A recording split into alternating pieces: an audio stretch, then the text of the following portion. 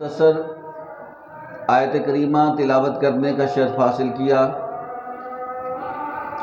خالق کائنات سے دعا ہے حق کہنے، حق سننے اور ہم سب کو اس پر عمل کرنے کی توفیق عطا فرمائے۔ رجب المرجب کا ماہ مقدس جس کے اندر ہم داخل ہیں بڑی اہمیت کا حامل ہے، اور گزشتہ جمعۃ المبارک کو اس کی فضیلت اور اس کی برکتوں کے بارے میں آپ لوگوں کو آگاہ کیا تھا، اور خوش نصیب وہ لوگ ہیں جو کسی نعمت کے ملنے پر اور خاص تحفوں کے ملنے پر خوشی کا اظہار کرتے ہیں۔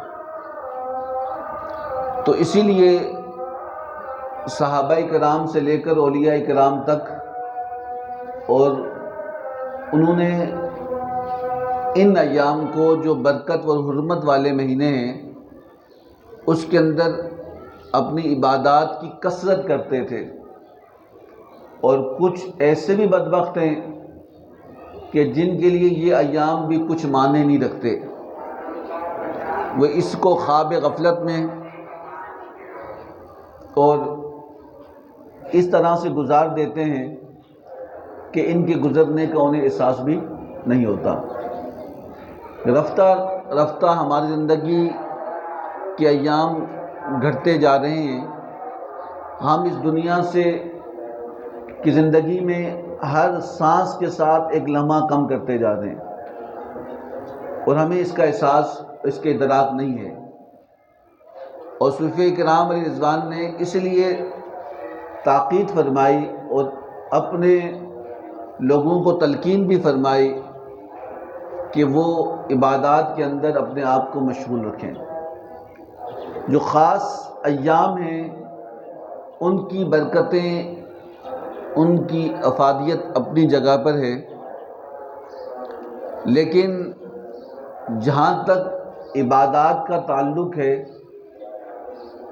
تو یہ عبادتیں ہم پر فرض کی گئی ہیں، اور جو ارکان اسلام ہے ان اراکین کو اگر ہم پورا نہیں کریں گے، ان ارکان کو، تو پھر ہمارا ایمان کی عمارت جو ہے وہ قائم نہیں رہ سکتی۔ آج اس امت کے اندر بھی کچھ لوگ ایسے ہیں جنہوں نے اس کی الگ تشریح بیان کی ہے عبادات کی، اور کہا کہ نماز پڑھنا لازم نہیں ہے، نماز تو دل کی ہے، روح کا وضو لازم ہے، جسم کا وضو کرنے کا فائدہ نہیں۔ اس کا حقیقت سے کوئی تعلق نہیں۔ یہ گمراہ ہیں، اور گمراہی پھیلانے کے لیے شیطان نے انہیں چنا ہوا ہے۔ تو یاد رکھنا کہ ہر وہ عمل جو حضور نے کیا وہ کرنا ہم پہ لازم ہے، باقی کوئی کتنا بھی بڑا معتبر شخص اس عمل کی مخالفت کرے تو وہ ہمارے لیے قابل قبول نہیں ہے۔ اور قرآن پاک میں سورۃ الماعون میں اللہ رب العزت نے فرمایا کہ فویل للمصلین الذین هم عن صلاتهم ساہون، کہ بے شک ان نمازیوں کے لیے ہلاکت ہے کہ جو نماز میں سستی کرتے ہیں، اور جو سائل کسی کے سوال کرنے پہ اسے عطا نہیں کرتے۔ تو ہمارے یہاں بھی دو قسم کے لوگوں نے تقسیم کر دیا گیا اسلام کے ماننے والوں کو عقائد میں، کہ ایک تو وہ ہے کہ جو نماز پڑھتے ہیں، عبادات کرتے ہیں، تو وہ تین طرح، ایک قسم کے لوگ تو وہ ہیں جو نماز پڑھ رہے ہیں اور اپنے اولادوں کو، اپنے گھر والوں کو اس کی حکم بھی دیتے ہیں، تو وہ تو معزز لوگ ہیں۔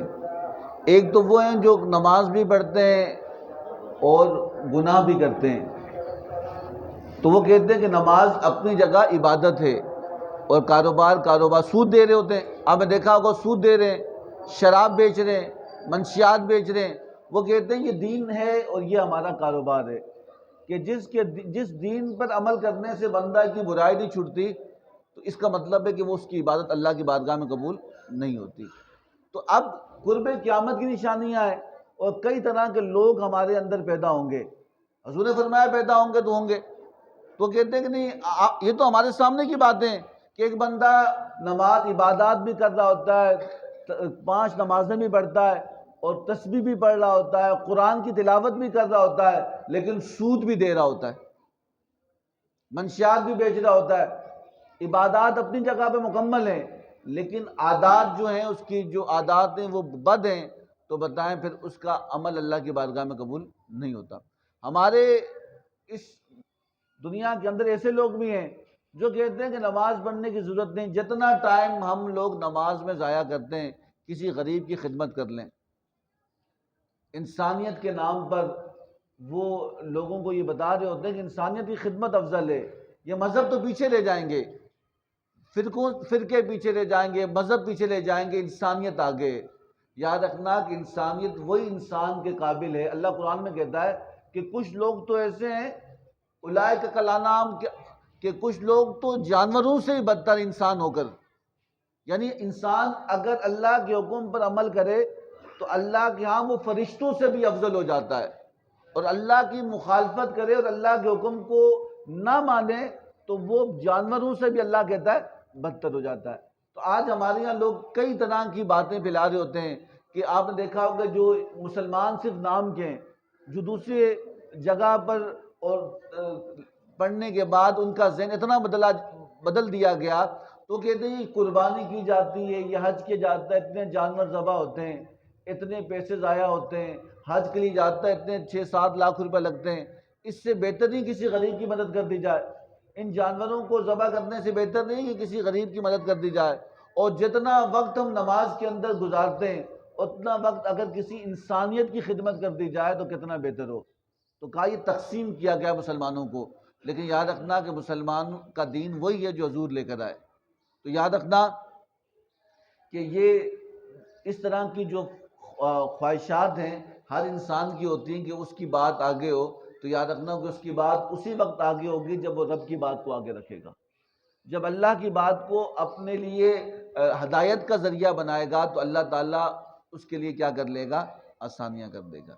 تو یہ رجب المرجب کا مہینہ ہے، تو اس کے اندر ہمیں چاہیے کہ ہم اپنی عبادات کو دیکھیں اور عبادات کو صحیح طرح سے گزارنے کی اللہ رب العزت ہمیں کیا کرے؟ توفیق عطا فرمائے۔ ایک روایت میں آتا ہے کہ ایک بادشاہ تھا، اس کے لیے روزانہ تخت تیار ہوتا، وہ تخت بھی ایسا تھا کہ جس پر پھول ہی پھول بچھائے ہوتے، یعنی ململ سے بھی نرم اس کا بستر لگا کرتا تھا۔ تو روایت میں آتا ہے کہ جب اس کے سونے سے پہلے روزانہ پھولوں کو تبدیل کیا جاتا، اس پھولوں کی سیج سے اس کے تخت کو سجایا جاتا جہاں وہ آرام کیا کرتا تھا۔ تو کہا کہ جب اس کی اس جو آرام گاہ ہے، اس سیج کو جو سجانے کے لیے خادمہ تھی، وہ روزانہ پھولوں سے اسے سجاتی، وہ نرم گداز وہ جگہ کو تیار کرتی۔ ایک دن اس خادمہ نے سوچا کہ یہ کتنا نرم بستر ہوگا، جو پھول ہی پھول رکھے ہوں گے اور پھولوں کی پتیوں پہ جو سوتا ہوگا، کتنا نرم جگہ، کتنی آرام دہ، کتنی سکون زدہ جگہ ہوگی۔ وہ بستر تیار کرنے کے بعد اس نے اسے دیکھنے کے لیے کہا میں آزما کے دیکھتی ہوں کیسا ہے۔ کچھ دیر کے لیے وہ خادمہ اس پہ لیٹی، جب وہ اس پہ لیٹی تو وہ نرم تھا، تو اس کو نیند آ گئی۔ وہ جب نیند آئی وہ اتنا سو گئی کہ بادشاہ کو کے کمرے میں آنے کا وقت ہوا، تو جب اس نے اپنی خادمہ کو اپنے بستر پہ سوتا ہوا دیکھا، جب بادشاہ ہوتا ہے اس کا دماغ بھی بڑا ہوتا ہے، اس کی سوچ بھی بڑا، تکبر غرور اس کے اندر ہوتا ہے، اسے اتنا غصہ آیا کہ یہ غلام، یہ خادم، یہ میرے بستر پہ سوتا ہے۔ اس نے جلاد کو حکم دیا اور کہا کہ جاؤ اس کو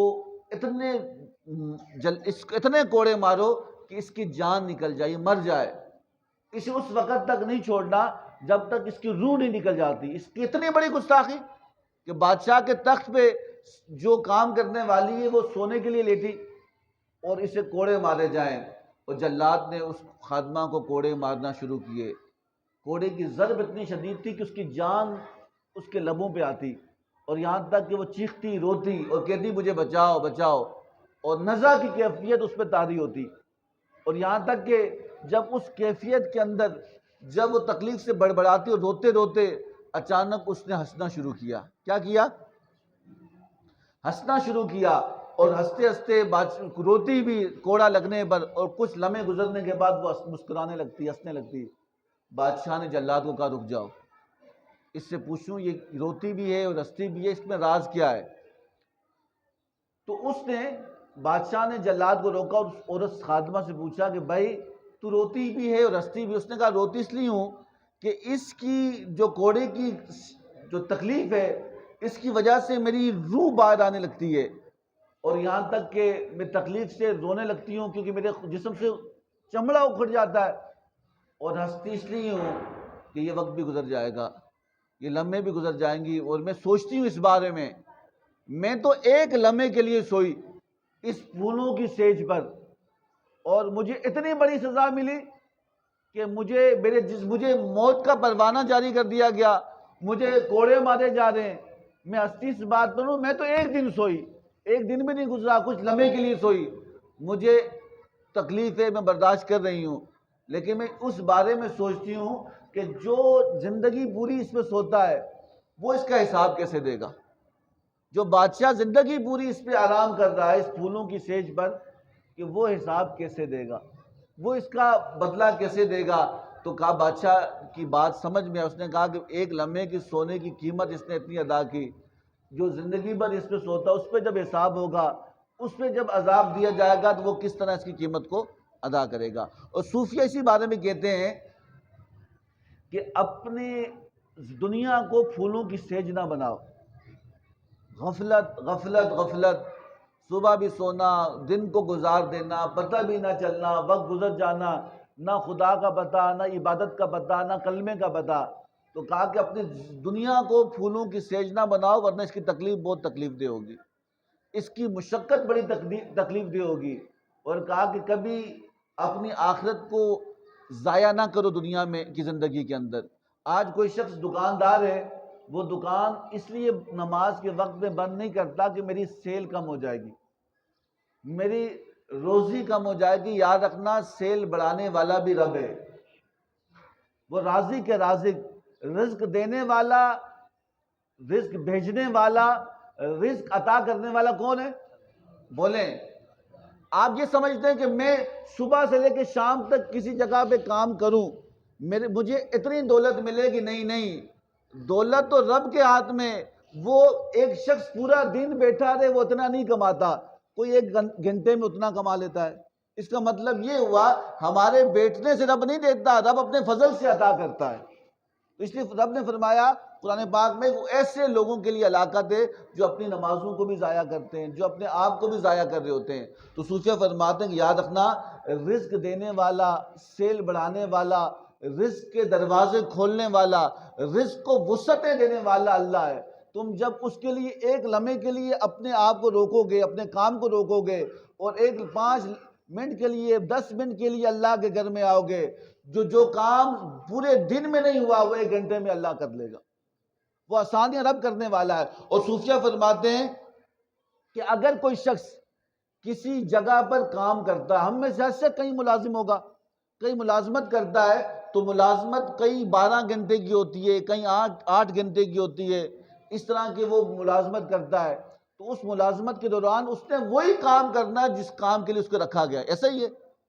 قرآن نے کیا کہا؟ قرآن کہتا ہے کہ وَمَا خَلَقْتُ الْجِنَّ وَالْإِنسَ إِلَّا لِيَعْبُدُونَ. اللہ کہتا ہے کہ ہم نے انسان اور جنات کو پیدا کیا اپنی عبادت کے لیے. کس کے لیے؟ بولیں. کہ ہم نے اللہ، دیکھیں آپ کوئی بندہ کسی پانی کی فیکٹری میں کام کرتا ہے، اس کا کام پانی پیک کرنا ہے. کوئی بندہ بسکٹ کی فیکٹری میں کام کرتا ہے، اس کا کام بسکٹ پیک کرنا ہے. وہ دوسرا کام شروع کر لے تو وہ مالک اسے رہنے نہیں دے گا. تو کہا کہ اللہ قرآن میں کہتا ہے انسان کیوں پیدا کیا؟ اللہ قرآن میں کہتا ہے وَمَا خَلَقْتُ الْجِنَّ وَالْإِنسَ إِلَّا لِيَعْبُدُونَ. ہم نے انسانوں اور جنات کو اپنی عبادت کے لیے پیدا کیا. کس کے لیے پیدا کیا؟ ہمارا دنیا میں آنا رب کی بندگی ہے، اس کی عبادت ہے. باقی کام تو الگ ہیں، وہ تو ہوتے رہیں گے، لیکن یہ کام نہ ہوا تو باقی کام کرنے کا فائدہ نہیں ہے. تو ایک بندہ کسی جگہ ملازمت کر رہا ہے، اس 8 گھنٹے کی ڈیوٹی میں اگر اس کے پاس کوئی مہمان آئے، وہ اس کے ساتھ بات کر رہا ہو اور مہمان کے ساتھ کھانا کھا رہا ہو، تو اس کھانا کھاتے کے دوران، چائے پیتے کے دوران اگر بیل بجے مالک کی اور وہ اسے بلائے، آپ بتائیں وہ کھانا چھوڑے گا کہ نہیں چھوڑے گا؟ وہ چائے چھوڑے گا کہ نہیں چھوڑے گا؟ یہاں تک کہ وہ اپنے مہمان کو بھی کہے گا کہ یار 2 منٹ انتظار کر، میرے مالک، میرے باس کا آرڈر ہے، میں نے وہاں جانا ہے۔ وہ غذا، وہ پانی، وہ مہمان کو چھوڑ کر وہاں بھاگا پھرے گا۔ وہ عارضی مالک ہے، اس کی بات ہم نہیں ٹالتے۔ اگر ہم ٹالیں تو ہمیں نوکری سے نکال دے۔ 1 دفعہ دیکھے گا، 2 دفعہ دیکھے گا، وہ وارننگ دے گا، 3 دفعہ کے بعد وہ کہے گا کہ تو میرے یہاں قابل نہیں ہے۔ آپ سوچیں وہ عارضی مالک جس کی ڈیوٹی کا ہم اتنے پابند ہیں کہ اگر 7 بجے کا وقت ہے تو ہم 6:30 بجے پہنچ جاتے ہیں۔ 8 بجے گیٹ سے انٹر ہونا ہے تو ہم 7:30 بجے پہنچ جاتے ہیں۔ وہاں اگر وہ بتایا جاتا ہے، وہاں اگر لیٹ ہو گئے تو آپ کی آدھی سیلری کٹ جائے گی، وہ آدھا دن کٹ جائے گا۔ ہم نماز فجر کی نہیں پڑھتے، لیکن پہلے ناشتے کے بغیر وہاں پہنچ جاتے ہیں کہ ہمارے دیہڑی نہ کٹے۔ ایسا ہی ہوتا ہے۔ تو آپ سوچیں کہ ہم وہاں کتنی پابندی کرتے ہیں، اس کا پتہ ہی نہیں ہے وہاں کام کب تک ہے، اس کا پتہ ہی نہیں ہے جو مال لے کے آ رہے ہیں وہ ہمیں فائدہ دے گا کہ نہیں دے گا، اس کی اتنی پابندی ہوتی ہے۔ میں آپ سے پوچھتا ہوں، رب کا نمائندہ روز 5 دفعہ میں بلاتا ہے کہ نہیں بلاتا؟ اللہ اکبر، اللہ سب سے بڑا ہے۔ وہ نہیں کہ راشد اللہ کے سوا کوئی معبود نہیں، حی علی الصلاۃ، حی علی آؤ نماز کی طرف، آؤ نجات کی طرف، یہ رب کا پیغام ہے۔ لیکن ہمارے کانوں تک آواز پہنچتی کہ نہیں پہنچتی؟ کون ہے کہ جو اس پکار پر لبیک کے عارضی مالک ہمیں بلائے؟ ہم سب کام، یہاں تک کہ کھانا، یہاں تک کہ مہمان چھوڑ کر بھی اس کے پاس بھاگے پھرتے ہیں۔ وہ حقیقی مالک ہے، وہ سب کا مالک ہے، وہ سب کا خالق ہے۔ اس کا نمائندہ جب 5 وقت ہمیں بلاتا ہے اور پھر ہم اس کی بات پر لبیک نہیں کہتے، واپس نہیں لوٹتے، پھر یاد رکھو وہ 3 دفعہ عارضی مالک 3 دفعہ وارننگ دے کے نکال دیتا ہے۔ پھر وہ تنخواہ بھی نہیں دیتا، جو مہینے کی بندی وہ دے دیتا ہے، اس کے بعد اس کا تعلق ختم ہو جاتا ہے۔ ہم کتنی نافرمانی کر رہے ہیں، ہم کتنی نافرمانی پہ نافرمانی کر رہے ہیں۔ ہمیں روزانہ 5 وقت بلاتا ہے، ہم 5 وقت میں 1 وقت بھی نہیں جاتے، ہم 1 وقت بھی نہیں جاتے۔ ہمیں روزانہ بلاتا ہے کہ نجات میرے پاس ہے، بلندیاں میرے پاس ہیں۔ ہم سوچتے ہیں کہ فلاں سے تعلق ہوگا تو میرا کام بن جائے گا۔ اللہ کہتا ہے تو پوری دنیا سے تعلق بنا دے۔ صوفیہ فرماتے ہیں تو پوری دنیا سے تعلق بنا دے، تو دنیا کے بادشاہوں سے تعلق بنا دے۔ رب عزت دینا نہ چاہے تو تجھے عزت مل سکتی؟ بولیں نہیں مل سکتی۔ اور کہا کہ تجھے کوئی جاننے والا نہ ہو، کوئی جاننے والا نہ ہو، اور پھر رب تجھے عزت دینا چاہے، رب تجھے عزت ایسے دے گا تو گمنام ہوگا، رب تجھے نامور کر دے گا۔ تجھے کوئی جاننے والا نہیں، رب نے چاہا تجھے کوئی جاننے والا نہ ہوگا تو لوگ تجھے ڈھونڈتے، چاہے تو غار کے اندر وہاں اللہ بندوں کو بھیجے گا، چاہے تو پہاڑ کے اوپر رب وہاں پہ بھیجے گا، لیکن اگر تو رب کی نہیں مانے گا تو پھر تجھے کچھ، تیرے ہاتھوں میں بھی تجھے کچھ حاصل نہیں ہوگا۔ تو اس لیے ہمیں چاہیے کہ ہم آخرت کی فکر کریں۔ اپنی ہماری زندگی کا معاملہ اتنا، اب دیکھیں، اب پچھلے دنوں ہندوستان پاکستان علیحدہ ہوا، گزشتہ جمعۃ الماضی کو کہا تھا نا، یہ دو قومی نظریہ جو قائد اعظم محمد علی جناح نے پیش کیا کہ مسلمان ایک الگ قوم ہے، کافر ایک الگ قوم ہے۔ یہ حضور نے فرمایا کہ مسلمان ایک امت کی مانند ہیں، ایک جسم کی مانند ہیں۔ اگر مسلمان مشرق میں ہے اور مغرب میں رہنے والا مسلمان اگر کلمہ پڑھ کے اسلام میں داخل ہوا، مشرق والا مغرب والے کا بھائی ہے۔ اور کہا کہ اس کی مثال بھی دی نا، آپ فرمایا کہ جس طرح ایک انگلی میں کسی کے درد ہو، وہ سو نہیں سکتا، اسے چین نہیں آتا، کسی کے پاؤں میں زخم ہو، اسے چین نہیں آتا، پورا جسم بے چین ہوتا ہے۔ تو کہا کہ مومن کی مثال بھی ایسے ہے کہ اگر ایک مشرق میں رہنے والا مسلمان بے چین ہوگا تو مغرب والا بھی اس کے درد کو محسوس کرے گا کہ نہیں کرے گا۔ تو اس لیے یہ قرب قیامت کے لمحات ہیں، اور اب سمجھ رہے ہیں، یا حضور نے فرمایا کہ قرب قیامت میں لوگ دنیا سے محبت کریں گے، جوانوں کی لاشیں اٹھیں گی، مرنا شروع ہوں گے، بے حیائی عام ہوگی، یہ سارے معاملات ہو رہے ہیں۔ اب کس چیز کا انتظار ہے؟ ہمیں فقط اپنی موت کا انتظار کرنا چاہیے اور اپنی آخرت کی فکر کرنی چاہیے۔ اللہ سے دعا کریں اللہ ہماری زندگی کو آسان کرے۔ ایک حدیث مبارکہ میں آتا ہے نا، ایک حدیث مبارکہ میں آتا ہے کہ روز قیامت ایک شخص کو پیش کیا جائے گا. کس کو بولیں؟ ایک شخص کو پیش کیا جائے گا جس کو دنیا میں ایک لمحے کے لیے بھی تکلیف نہیں آئی، ایک لمحے کے لیے، اور جس کو زندگی میں کوئی بیماری نہیں لگی. وہ بادشاہ تھا اور اسے کوئی تکلیف، کوئی تنگی، کوئی مصیبت، کوئی پریشانی نہیں تھی. اور جب وہ اللہ کی نافرمانی کرتا تھا اور جہنم کا حکم ہوگا تو رب تعالیٰ فرمائے گا کہ پہلے اسے جہنم کا ایک چکر لگاؤ، ایک غوطہ دلواؤ، ایک غوطہ. اور جب جہنم کا ایک غوطہ لگا کے اس عذاب کو تھوڑا سا چکے آئے گا، چکے، تو اس سے پھر فرشتے پوچھیں گے بتا تو دنیا میں کبھی سکون تھا تجھے؟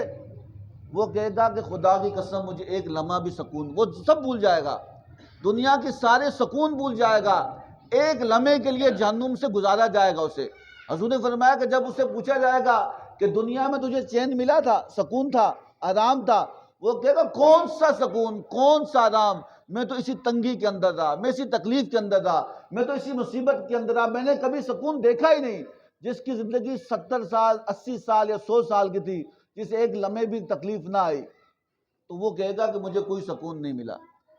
اور فرمایا، اس لیے حضور نے فرمایا کافر کے لیے اللہ نے دنیا میں سب کچھ رکھا ہے، آخرت میں کچھ نہیں رکھا.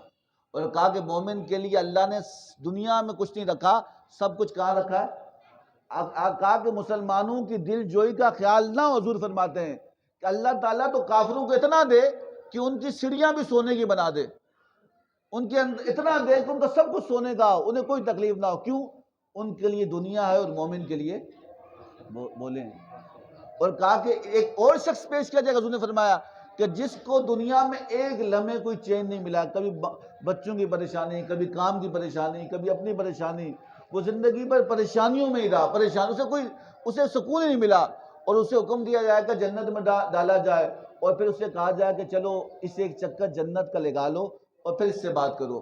کہا کہ جس کو زندگی بھر کوئی سکون نہیں تھا، تکلیف میں تکلیف تھی، آزمائشیں تھی، اور جب اسے جنت کا چکر لگایا جائے گا اور اس سے پوچھا جائے گا کبھی کوئی تکلیف تھی دنیا میں، وہ کہے گا کون سی تکلیف، مجھے کچھ بھی یاد نہیں، میں تو ہمیشہ سکون میں رہا ہوں. یعنی ایک لمحے جہنم سے گزرنے کے بعد دنیا کے سارے آرام بھول جائے گا، اور ایک لمحے جنت میں گھومنے کے بعد دنیا کے سارے غم بھول جائے گا. تو اس لیے فرمایا کہ مومن کے لیے آخرت ہے اور کافر کے لیے دنیا ہے. اس لیے ہم چاہتے ہیں نا، صوفیہ فرماتے ہیں ہمیں، آج آپ نے دیکھا ہوگا اکثر لوگوں کو یار سب جھوٹے، نہیں سنا، سب فراڈ ہے، سب ایسے ہی ہیں. میری بات یاد لکھ لو، ہمیں سچا اس لیے نہیں ملتا، ہم خود سچے سمجھتے نہیں کسی کو، ہم خود سچائی ہمارے اندر نہیں. اس لیے ہمیں ہر شخص کا لگتا ہے.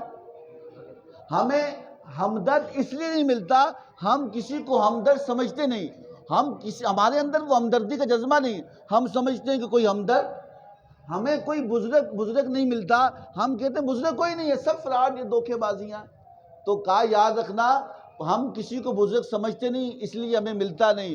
صوفیہ فرماتے ہیں کہ جب بندہ کسی کو سمجھے اور خود اپنے اندر وہ خاصیتیں پیدا کرے اور پھر وہ ڈھونڈنے نکلے، رب ہیرے اس کے قدموں میں بچھا دیتا ہے تب اس کے لیے. اور پھر یاد رکھنا، دنیا کا سارا نظام روحانیت پر ہے.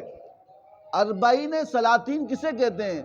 اللہ رب العزت نے چاروں سمتوں کے بزرگ رکھے ہیں، جنہیں اصحاب کتب شمالی، اصحاب کتب جنوبی، اور اس منصب کے لیے اللہ رب العزت جس کو چنتا ہے وہ اس جگہ کا بادشاہ ہوتا ہے، مشرق کا، مغرب کا، روحانیت کے اندر. اور صوفیہ فرماتے ہیں کہ ہر اصحاب خدمت کے ساتھ 102 اللہ کے نیک لوگ ہوتے ہیں جنہوں نے اس کائنات کے نظم کو چلانا ہوتا ہے. ہم سمجھتے ہیں کہ نہیں ہوتا. مجھے ایک بندے نے کہا یار یہ کیا ہے؟ میں نے کہا اگر ہمیں پتہ نہیں اس کا مطلب وہ نہیں ہے. وہ سسٹم، وہ روحانیت کا سسٹم، وہ قائم رہے گا قیامت تک. اسی سسٹم سے اللہ رب العزت پورے نظام کو چلا رہا ہے. اور کوئی کہ نہیں یہ ایسا ہی ہے، کہا ہاں سچ کہہ رہا ہے، جو جیسا ہے اس کے لیے ویسا ہے، جو جیسا ہے اس کے لیے ویسا ہے. تو یاد رکھنا کہ اللہ سے دعا کریں اللہ رب العزت ہمیں نیک لوگوں کی صحبت عطا فرمائے، ہمیں ادب والا بنائے. یاد رکھنا، منصب، مقام یا مرتبہ اور رب کا قرب اور رب کی محبت اور رب کی طرف راستہ اسی کو ملے گا جو ادب والا ہوگا، اسی کو رب تعالیٰ عطا کرے گا جو عقیدت والا ہوگا، جو حضور کی، اللہ کی، اولیاء اللہ کی محبت والا ہوگا، اسی کو رب تعالیٰ مقام، مرتبہ، بلندیاں عطا کرے گا۔ ورنہ تو ایسے تو بہت، علامہ اقبال رحمانی نے وہ بات کر کے میں بات کو ختم کروں گا، آج فرمایا کہ یاد رکھنا اللہ تعالیٰ کسی کو کتنا پیارا کرتا ہے۔ کہا کہ ایک روایت میں آتا ہے نا، ایک حضرت بایزید بستامی کا آتا ہے یا ایک بزرگ کا آتا ہے کہ انہوں نے خواب میں دیکھا کہ اللہ تعالیٰ کے فرشتے زمین پر آ رہے ہیں۔ بات مکمل کر رہا ہوں، کون آ رہے ہیں؟ بولے نا، کون آ رہے ہیں؟ اللہ کے فرشتے آ رہے ہیں۔ خواب تھا۔ آپ فرمایا کہ تم کیوں آئے ہو زمین پہ؟ کہا کہ ہمیں اللہ نے بھیجا ہے جو میرے نیک لوگ ہیں ان کی لسٹ بناؤ۔ لسٹ کیا بناؤ؟ بولیں اتنی سی آواز، کیا بناؤ؟ تو کہا کہ دیکھو میرا نام ہے۔ انہوں نے کہا نہیں، آپ کا نام نہیں ہے۔ کہا کہ پھر فرشتوں سے کہنے لگے کہ آپ جب سب لسٹ بنا دو نا، آخر میں لکھنا کہ جتنے لوگ اللہ کے پیارے ہیں ان سے محبت کرنے والا یہ خادم بھی ہے، کہ یہ غلام ہے ان کا، یہ خادم ہے۔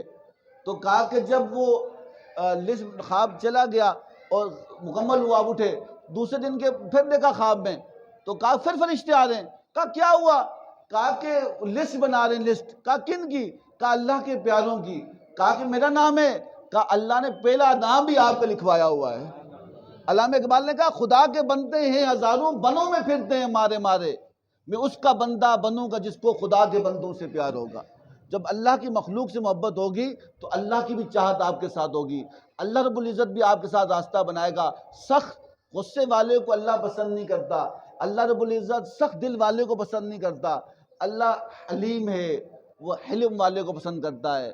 اللہ رحمان ہے، وہ رحمانی صفت والے کو پسند کرتا ہے۔ اللہ رحیم ہے، اللہ رحیم دل والے کو پسند کرتا ہے۔ اللہ رب العزت سے دعا کریں کہ اللہ رب العزت اپنی خاص برکتیں ہمیں نصیب فرمائے، اپنی محبت نصیب فرمائے، اور جو کچھ سنا اس پر عمل کرنے کی توفیق عطا فرمائے۔ وما علینا الا البلاغ المبین۔ کل انشاءاللہ تعالی عشاء کی نماز کے بعد حضرت خواجہ پیر طریقت حافظ ظہور سعید عباسی صاحب تشریف لائیں گے، تو آپ حضرات سے گزارش ہے کہ اس نورانی محفل میں شریک ہو کر اپنے دلوں کو زندہ فرمائے، اور جو کچھ سنا اس پر عمل کرنے کی توفیق عطا فرمائے، اور سب کا آنا اللہ رب العزت اپنی بارگاہ مقبول و منظور فرمائے۔ وما علینا الا البلاغ المبین۔